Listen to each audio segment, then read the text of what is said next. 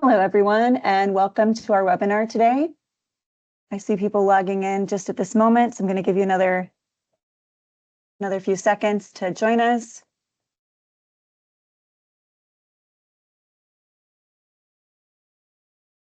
Welcome to our webinar. All right, our webinar today is titled Aligning Community Interests with Clean Energy Project Development. It's brought to you by the California Governor's Office of Business and Economic Development, known as GO-Biz. Instructions for our audience today. On the next slide, you will see how you can participate with questions. So you can either open a browser and go to https://tinyurl.com/go-biz-question. You can keep a browser open if you'd like to submit questions that way, or you can use your mobile device right now and take a quick picture of the QR code.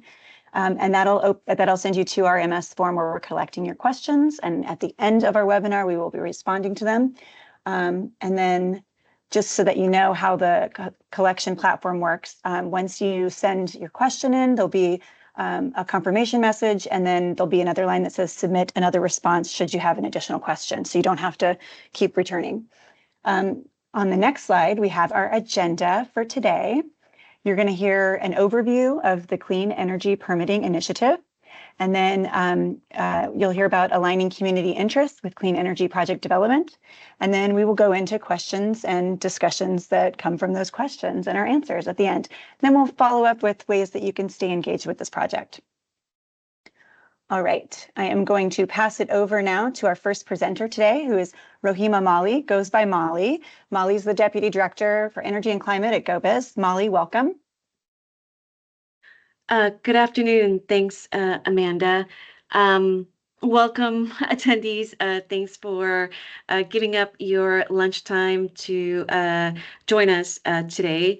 So some of you have been participating in this process from the beginning, may already have this information. Some of you may not. So I'm just going to go over very quickly the background of why we're doing this and why it's important, and then go into some of the survey, and then pass it over to Amber to go over the survey results we found and the development of this tool that'll be part of the toolkit.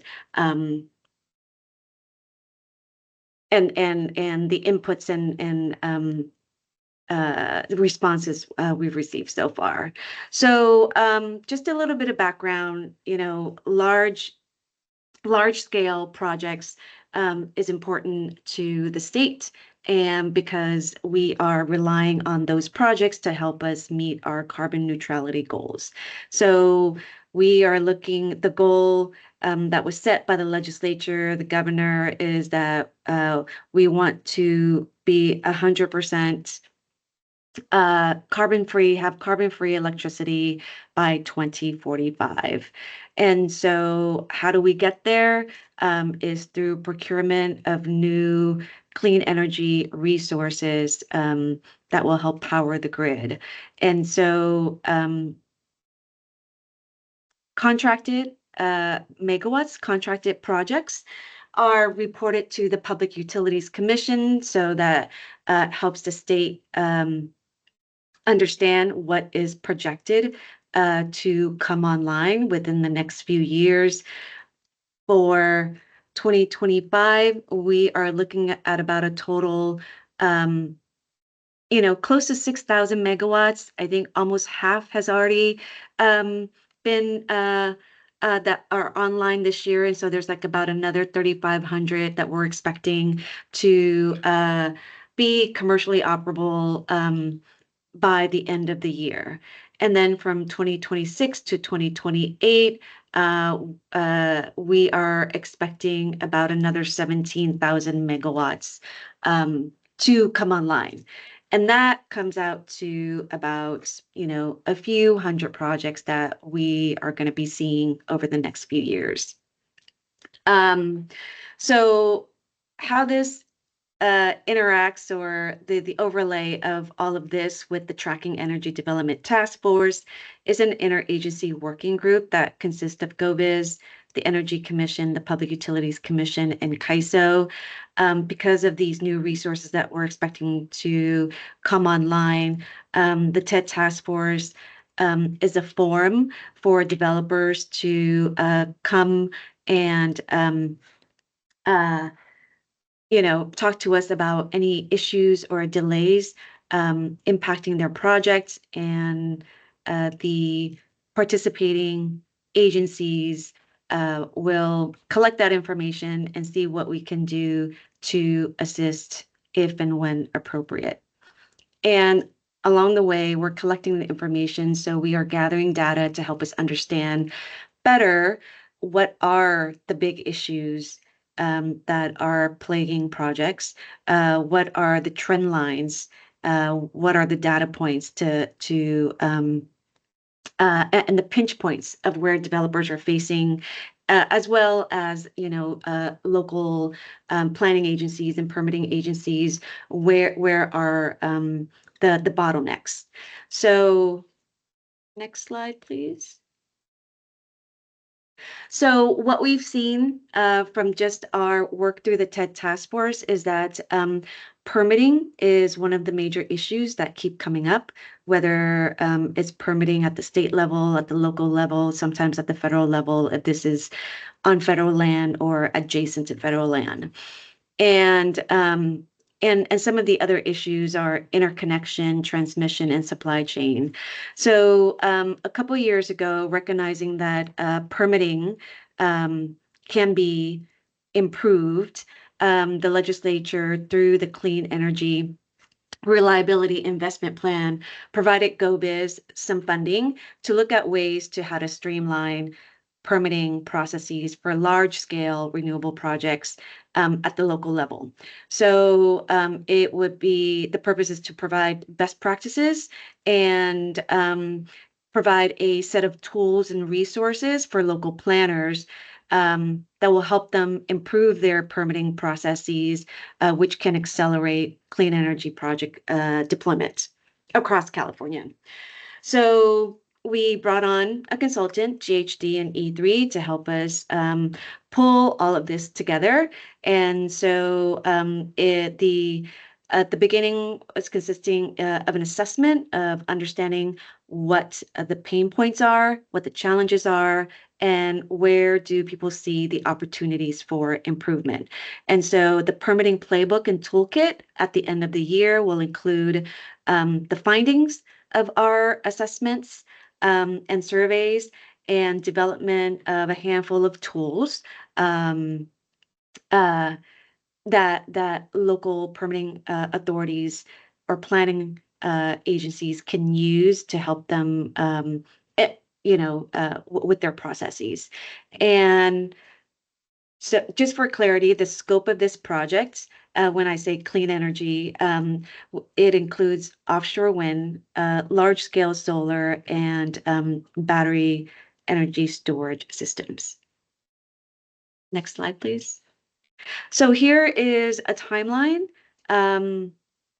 of the initiative. So we started in late December. So from January to April of this year, it was a discovery phase where we did some surveys, one-on-one interviews with the local planners, individual planners, developers, and community stakeholders to get their understanding of how do they view clean energy development, how much do they know about it, what are their challenges for developers in terms of developing and deploying projects in California, and where do they see things can be improved. If they had a magic wand, what would they do? And for planners as well, what are their concerns about these projects, and working through the process, where are their biggest challenges, and how do they see their process improving, or what can be improved. And so we took all of that and mapped it out. There are so many ways and so many things that can be done for improvements, but with finite dollars, we looked at what would be the most useful for local planners. The intended audience for this playbook and for the tools are the planners. And so the top 4 or 5 things that rose out of it, and one of them we're going to talk about today. So in April to September, we developed some drafts of these tools. Some of you who are on know that one of the um, information and tools that was requested a lot by planners are model ordinances for clean energy projects. And so we put a draft together, we workshopped that, we did focus groups, took everyone's comments into account, made revisions, did some more focus groups. And one of them is how to engage with the community on these projects. As we're seeing more and more of these projects in California, the community involvement is even more important to get their input into the process. And then, so that was April till now, till September. And then between October and November, we'll be releasing, I call it the whole kit and caboodle. So it's the playbook and the toolkit of resources. And that will be out for public comment as well. Next slide, please. So I am going to pass this to Amber, who will go over some additional information about the data collection and survey results. Thanks. Thank you, Molly. And good afternoon, everyone. My name is Amber Mahone. I'm a partner with E3, and I've been supporting the team on this effort. So just to provide a little bit of additional background to fill out what Molly had presented, this work has really benefited from the expertise of many of you that are on the phone today, and also many others across the state. So our team performed around 200 surveys of a diverse group, including local planning authorities, developers, community-based organizations, and Native American tribes. And that survey response, provided really important contextual background for this work. We also did over 80 interviews that were sort of the in-depth approach with many of those same groups in order to, again, better understand where the pain points are, what's working, where more information would be useful around renewable permitting in the state. And then to help share that information out, we've been conducting webinars, including this one, around many of the topics that are being developed for this project. So those data collection and discovery efforts are now complete, and we're moving into kind of the final production and dissemination mode. So if we move to the next slide, we highlight some of the findings from that survey, interview, and data collection process. From planners, we learned that just under half of planners feel equipped to handle the influx of permit applications. So we would ideally like to see that number be higher. California is undertaking a massive effort to develop renewable energy and battery storage projects, and we want to ensure that the local planning authorities feel equipped to enable that transition. We found that planners have responsibility across many diverse project types, not just clean energy. So there can't be an expectation necessarily that the planners have deep subject matter expertise in these topics. And so that's part of what we're trying to help alleviate by disseminating as much of this information as possible to the LPAs. We also found that the permitting process is very time intensive, and that can include multiple iterations, which can slow down the process and create frustration for everyone involved. We found that there's a wide range of experience with different power system types. I think particularly with battery energy storage systems, which are newer in terms of widespread commercial development, but I think this applies across all types of power systems. And we also found that planners are really interested in gaining more information and having a range of best practices, a way to know what else is happening in the state. And so that has led to some of this work around developing model ordinances and disseminating information about codes and standards. In terms of information that we heard about the development timeline and from developers themselves, we found that assessing projects' wildlife, habitat, and environmental impacts is kind of one of the largest sources of extending permitting timelines. And a lot of that is regulated at the state level. We also heard and learned that community concerns or opposition around the development of a specific energy project can also extend project timelines. So how can we avoid that type of conflict through proactive planning or through an appropriate and adequate treatment of incorporating community interests into the development process early on is one of the things that we're really focusing on with this guide that we'll speak to in more depth in the rest of the presentation. And then we also heard that the system and the number of steps involved in permitting projects are complex. There are many state entities involved, local entities as well, and just navigating that process is pretty complex. So again, we're trying to share information around these topics, but also wanted to just highlight kind of this is the state of permitting as we gathered today from the survey work that our team performed. So moving to the next slide, some of the resources that are being developed, the first one highlighted here is this guide called Alignment of Community Interests. We'll speak more about that coming forward. We're also developing the model ordinances for battery energy storage, solar, and onshore wind. And then there will also be a number of application resources, checklists, fact sheets, and information about the clean energy development and permitting process. So all of those are resources that have been developed and are forthcoming. So with that, we'll dive into a little bit more detail about one aspect of this project, which is this guide and document called Aligning Community Interests with Clean Energy Project Development. So the purpose of the guide is really in response to some of that stakeholder feedback and the interviews that we performed, where we heard that one of the most common questions from the local permitting authorities are around how should we treat community benefits when we're thinking about clean energy projects? What are community benefits?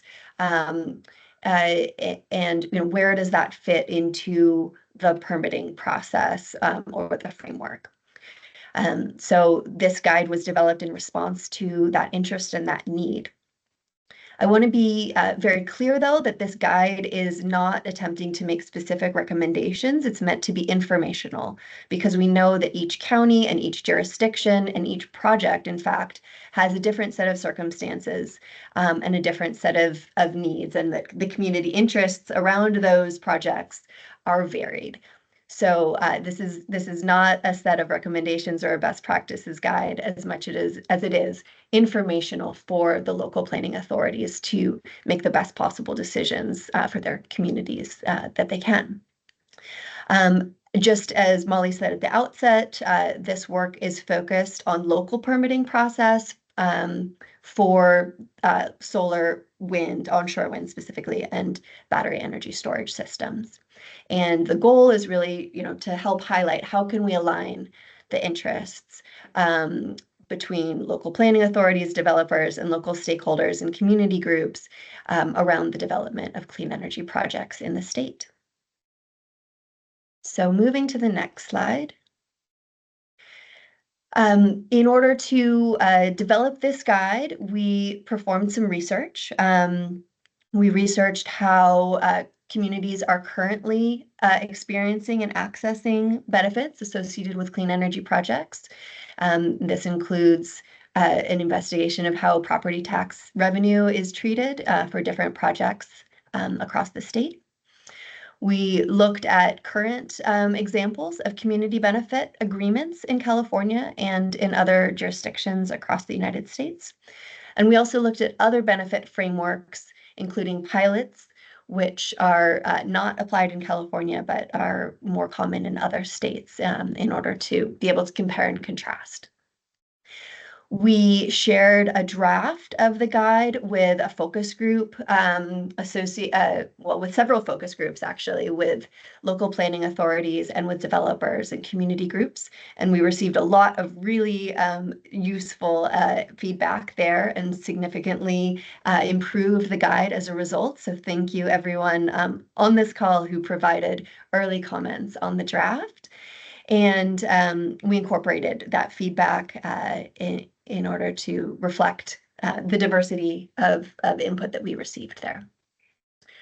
On the next slide, this is still kind of more context for the guide itself, which is that there are many considerations at the local level associated with permitting clean energy projects, apart from community benefits specifically. So a few of these are listed here. Environmental and other mitigation requirements and other environmental benefits accrue and are applicable regardless of whether or not there's any type of community benefits agreement or in place. And those environmental benefits may include improvements in local air quality. That could be in the form of reduced NOx emissions, or that could be in the form of reduced dust from degraded land. It can also include other ecological benefits associated with remediation of degraded land. And many of these environmental requirements are covered under CEQA, the California Environmental Quality Act. So there's sort of a whole framework there to assess and mitigate environmental impacts associated with clean energy projects in the state. In addition, there are a number of local, state, and federal ordinances that apply, and those will include fire safety requirements and regulations for projects. And so there's sort of a whole suite of considerations to ensure compliance with all applicable ordinances. Land use designations also influence renewable permitting, and those may define the allowable space or the types of land use that can be used for industrial purposes. That's also often regulated at the local level. Tax revenue is collected at the local level, and that may be both property and sales tax. And we'll speak to that in a little bit more detail on some of the subsequent slides. And then there's also other community benefits that may accrue locally, regardless of whether there's any type of formal framework in place. That can include local job creation and local job training opportunities. So all of these factors are important to consider as local planning authorities consider the impact of any given project. On the next slide, there's two additional pieces of context that I want to highlight before I turn it over to Krista to speak about the guide itself in more detail. The first is the context of the statewide AB 205 law, which is the Energy Commission's opt-in certification program. Now that's a statewide process, so is not sort of explicitly part of this guide because our guide is focused on the local permitting process. But it's important context to understand that this AB 205 process is is designed to consolidate the environmental review process to ensure that a project can get all the way through to the environmental impact report within a defined and constrained period of time within 270 days. So that's sort of an example as an alternative to the local permitting process. Of note, at least one community benefit agreement and a project labor agreement are required for projects that go through that opt-in certification program. And just to be clear, there is no requirement for community benefit agreements or for project labor agreements across the state at the local level. That varies from county to county and from LPA to LPA. The second important piece of context is around the treatment of property taxes associated with solar energy systems. There is currently a exclusion around the application of property taxes to new solar energy systems. That exclusion will expire starting January 1st, 2027. So going forward, we will see that most solar energy projects are contributing significant local revenue associated with the payment of property taxes. So that's it for the additional context that I wanted to share. And next, I'd like to turn it over to my colleague, Krista, to give us an overview of some of the more detailed content in the guide. Thanks, Amber. Hi, everyone. My name is Krista Heavey, and I'm an Associate Director at E3. And I've been working with Amber, as well as the rest of our E3 team and the GHD team and GO-Biz to develop this guide on the role of community benefits and aligning different stakeholder interests in the local permitting process. So on the next slide, I'd like to start with an overview of how this guide is structured. Large clean energy projects are very complex, and as Amber noted a couple slides back, there are a lot of different factors that local planning authorities must consider in the permitting process. So the role of community benefits, which may include benefits that the project already provides to local areas or additional negotiated benefits, is one factor among all the others in the permitting process. So this guide introduces some key questions that local planning authorities should consider when they evaluate the benefits of clean energy projects alongside the rest of those factors in the permitting process. So we'll get into each of these in more detail, but these questions are: what benefits, including tax revenues, will clean energy projects provide to local communities? Are beneficial impacts communicated effectively to local communities? What are the options for projects to provide additional benefits? And if pursued in the local permitting process, how can community benefit agreements or CBAs be structured to support both communities and developers? So this guide introduces these key questions at the beginning and then provides a section on each to discuss the considerations. So starting with the first question, what benefits, including tax revenues, will clean energy projects provide to local communities?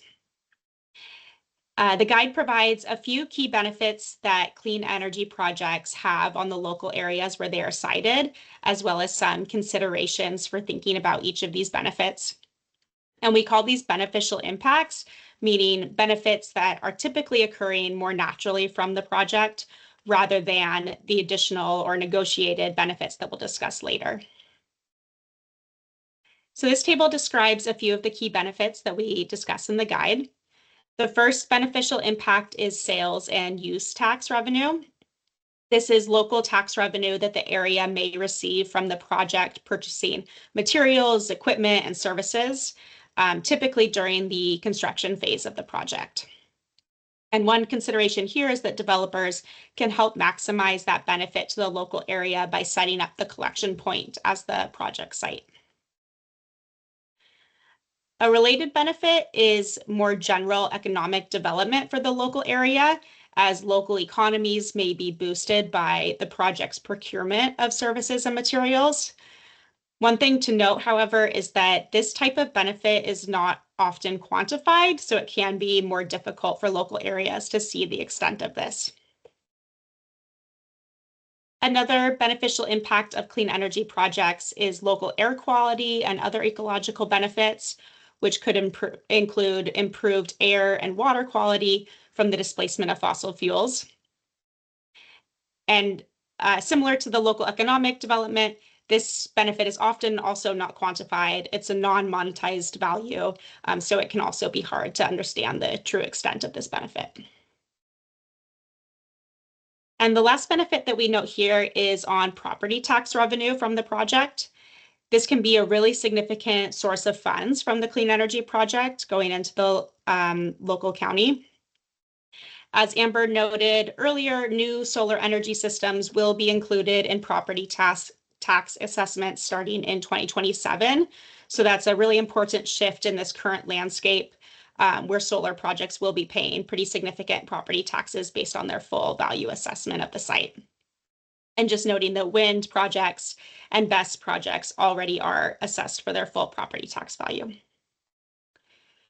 An important consideration here is that property taxes are allocated to specific uses using set formulas. So these funds are not necessarily directly available for specific community needs for the community that is hosting the project. And we can jump to the next slide where we'll dig into property tax revenue a bit further. So as noted on the last slide, this can be a pretty significant source of local tax revenue. For example, the Darden Clean Energy Project is estimated that it will provide around $232 million in property tax revenue over 10 years. But those property taxes are allocated to specific government use cases such as school districts, county governments, cities, and special districts through the state's allocation formulas. So in our research and interviews with different stakeholders, one question that came up was, can property tax revenue from clean energy projects be used for specific needs in the local community? So the thinking here is that this is a really significant source of funds that the project is already paying. So leveraging those funds for specific community needs could help the local host community of the project without increasing overall project costs, which are ultimately passed through to all electricity customers. However, what we found is that leveraging or modifying property taxes to fund specific community benefits is challenging. And there's a couple of methods that we discuss in the guide to provide additional context on this idea of how property tax revenue can be leveraged, but noting that both of these options require either legislative action or special local government approval. So the first approach here is payment in lieu of taxes or pilot agreements. And this is an approach that is used in other states like New York, where projects pay reduced property taxes in exchange for providing other financial benefits to local communities. However, pilots face legal questions in California and would likely require legislative action to enable for clean energy projects. A second option here is developing an enhanced infrastructure financing district, or EIFD. And this is a special financing mechanism that freezes the base level property tax revenue at the current amount for a project site, and then puts future incremental revenue into a dedicated funding pool. And those incremental funds can be used to finance community initiatives. EIFDs are used in California, but they do require state and local government approval to set up. And they also could potentially be a bit more limited in impact since the funding mechanism is from incremental increases in that tax revenue over time. So both of these options can be a bit challenging, and pilots specifically might not be applicable in California, but we do mention them in the guide to address that question of if property tax revenue could be directed to specific local uses, given it is a large benefit already paid by the project, and leveraging those funds could allow for those benefits in a more cost-neutral way. Moving to the next slide. The next question in the guide is, are beneficial impacts communicated effectively to local communities? So while projects do provide the benefits that we listed a couple slides back, like sales and use tax revenue, other economic development, air quality benefits, and property tax revenue. Our interviews with different stakeholders indicated that those benefits from clean energy projects are not always understood or recognized by local communities. And that disconnect may stem from a lack of transparency about how these benefits directly impact the local area, as well as limited communication about the scope and the nature of those benefits. Like I mentioned before, sometimes those benefits are not quantified or they may not be monetized. So the guide discusses a few ways that local planning authorities can better communicate these benefits to their local communities. For example, leveraging many different tactics to distribute the information as widely as possible. It can also be helpful to coordinate with local community-based organizations to deliver information in the methods that are best suited for that local community, such as translating materials into different languages. And finally, it is also helpful to provide quantitative details whenever possible. So with those benefits that are specifically not typically quantified, doing economic impact studies to understand what that actual scale of that benefit is can be really helpful to provide details to the local area. So keeping all that in mind with the benefits that projects are already providing to communities, the next question in the guide is, what are the options for projects to provide additional benefits? So we have a couple different options that we've listed here based on common approaches that we've seen. The first is a community benefit plan, and this is a plan from a developer to provide additional direct benefits to the local community, but it's not a legally binding agreement. In addition, we've heard from developers that they often provide ad hoc benefits to local communities. So those might not be outlined in a specific plan, but they are benefits that they provide on an ongoing basis. So these types of benefits can be really helpful for a local community, but in the permitting process, they might not be seen as sufficient by stakeholders since they aren't legally binding. The next benefit type here is a community benefit agreement, or CBA. And this is a legally binding agreement between a developer and community representatives to provide specific benefits to the local area. And this is typically done in exchange for local stakeholder support of the project and a shorter or more streamlined permitting timeline. And as Amber noted earlier, this is a requirement under the statewide opt-in certification process, though it's generally not required in local processes. So a few considerations with a CBA. This type of agreement may require the community to identify representative spokespeople to engage on their behalf, and it also could require coordination across different stakeholder groups that want to participate. This type of agreement can also potentially increase the project costs if the CBA is not negotiated through an efficient process. And those project costs are ultimately passed through to electricity ratepayers. So that is an important consideration here. And we'll also discuss that a little bit more in a moment on the next slide. But before we turn to that, the last approach that we note here is a project labor agreement, or PLA. And as Amber noted earlier, this is also required under the Energy Commission's opt-in certification program, but not in the local process. And this type of agreement is between a developer and a labor union regarding labor practices. So it may cover things like fair wages, training opportunities, or other practices. And this type of agreement also requires active participation between developer and labor unions. So the last question teed up in the guide is, if community benefit agreements or other negotiated benefits are pursued in the local permitting process, how can they be structured to support both the communities and the developers? So the guide shows this graphic on this slide outlining two different approaches for discussing community benefits. On the left panel, we see a more uncoordinated process, and then the right panel shows a more coordinated process for discussing CBAs. In our interviews with local planning authorities, developers, and other stakeholders, we found that historically community benefit discussions have often been more uncoordinated, similar to the left graphic here. So this has involved lots of different local groups with different interests and different goals, participating in the process and not really coordinating across different groups. And this causes the developer to engage with each group separately, also additional communication efforts on behalf of the local planning authority. And overall, this uncoordination can cause delays to the permitting process and also increase overall project costs. It also can put the developer in a pretty challenging and uncomfortable position of having to pick which community groups to work with or which local causes to support, which isn't really an appropriate role for the developer to be in since they don't know the community as well as the local planning authority or the different groups within the community.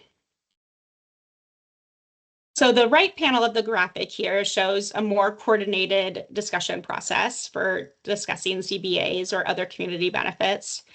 And in this approach, community groups may coordinate with each other through a local coalition. And the local planning authority can also play a role as more of a facilitator for this process. And this type of coordination might require some upfront time and resources to implement across the communities, but it could help ensure that local community needs are represented and give stakeholders a voice in the process, and also remove the developer from needing to pick among many different causes.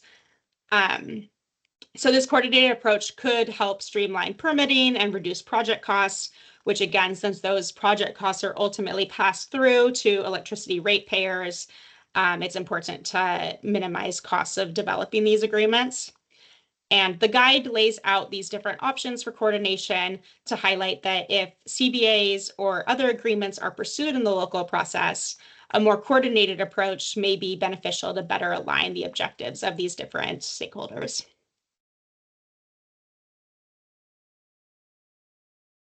So with that, I think we've reached the Q&A section. I'll pass it off to Amanda to tee this up. Thanks so much. Just a reminder of how we're collecting questions today.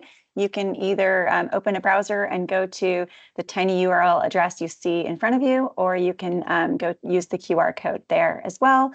And it'll send you to our MS form where we're collecting anonymous questions from you.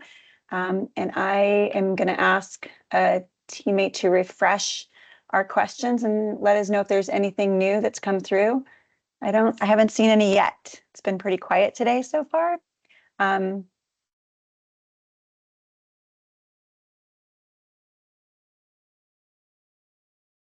Yep, still waiting for questions. So it sounds like we've answered many of your early questions already through this presentation and in previous webinars.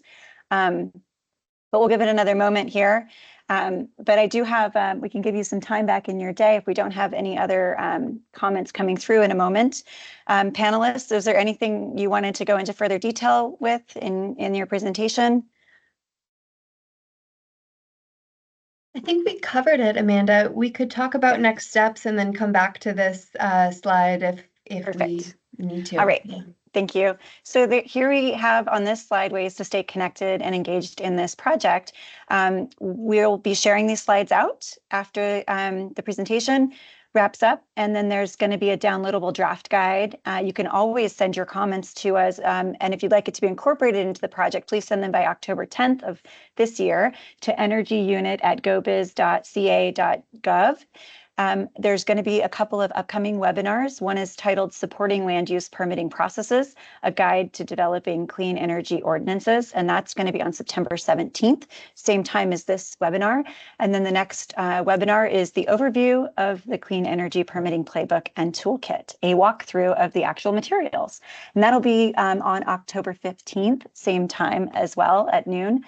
And as we already mentioned, there's the email address should you want to reach out to us with any questions or comments. I'm going to take one more look. Okay, a couple of questions have come through. So this is a good one. So when will the draft tool be released? Do we have a final date on when that's coming out? For our panel, Molly, if you're there, if you want to respond, alternatively. Is the question related to the entire toolkit or each piece? Because the aligning what we went through on this webinar is one of it, and it is available for you guys to read and go through and comment on. But so the link is on our website. But if you're asking about the entire report, the playbook with all of our findings and the rest of the tools, that won't be until like the winter time, like Great. November, October, November-ish. Okay. And just the slide right here in front of us has the link if anybody wants to find it for the aligning community interests with clean energy project development draft that was presented today. So if that was the question, there's the link right there, so you can find it. Thanks so much. There's a couple more questions that have come in.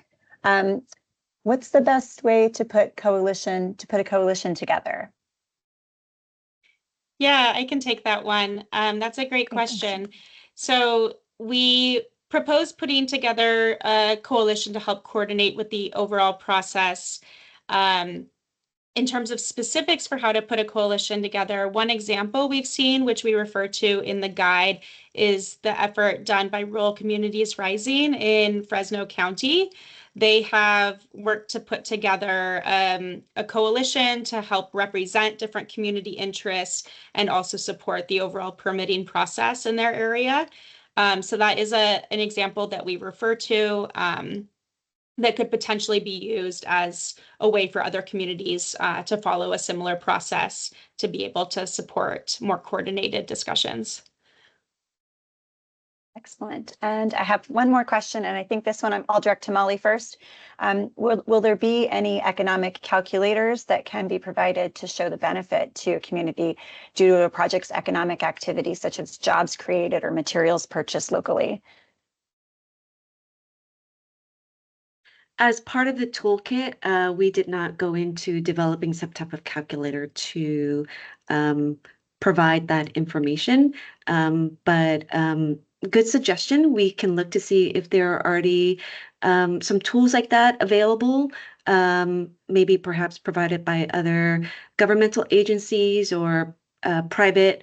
And if so, then perhaps we can include that information into the appendix of the playbook.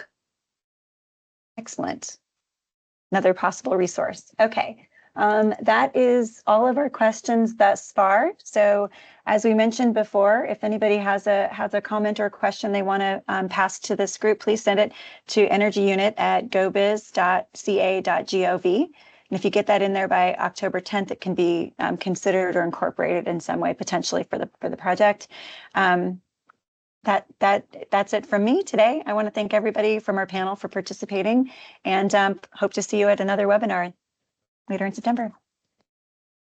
Thank you, everyone. Thanks for your time. Really Thank appreciate you. it. Bye. Bye.